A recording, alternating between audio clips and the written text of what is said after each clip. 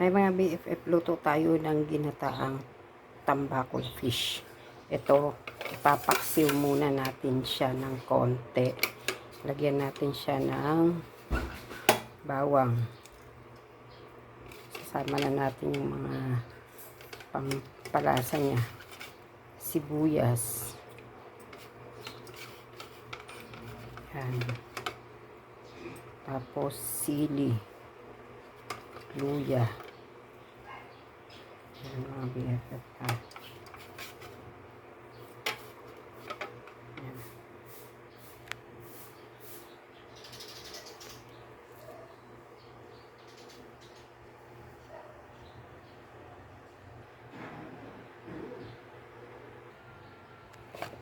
Yan mga BFF. Lagyan na natin ng mga panimpla.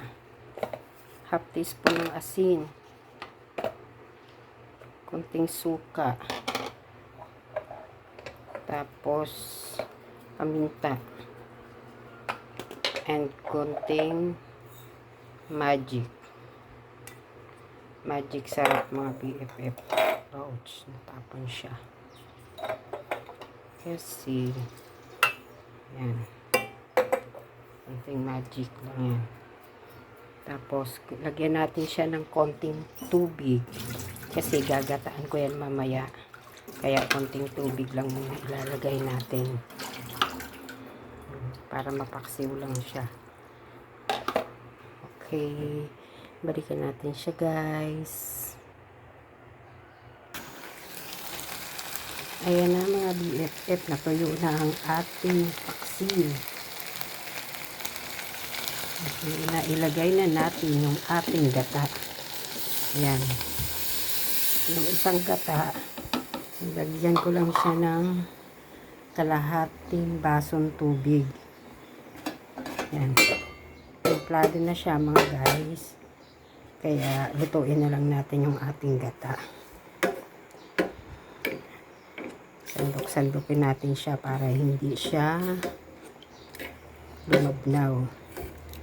Yan. Pag naluto na yung gata, lagay na natin yung ating gulay na malunggay. Nakapagluto na ako nito dati ng tambakol fish.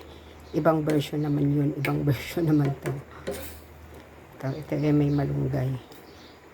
Sayang kasi yung malunggay namin nasa ref lang. Kaya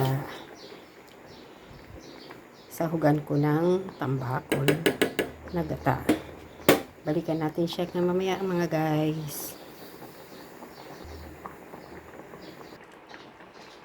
Ayan mga BFF, luto na ang ating gata. Ilagay na natin yung malunggay. Ang dami kong malunggay. Huwag na natin ubusin mga BFF kasi ang dami. Pero masarap din sana yan, maraming gulay. Nasa inyo yan, choice nyo kung gaano kadami mga friendship ko. Yan. Kunti na lang yan, luto na yung malunggay. Patayin na natin siya. Mga guys, ayan. Yummy, yummy. Sarap. Diba?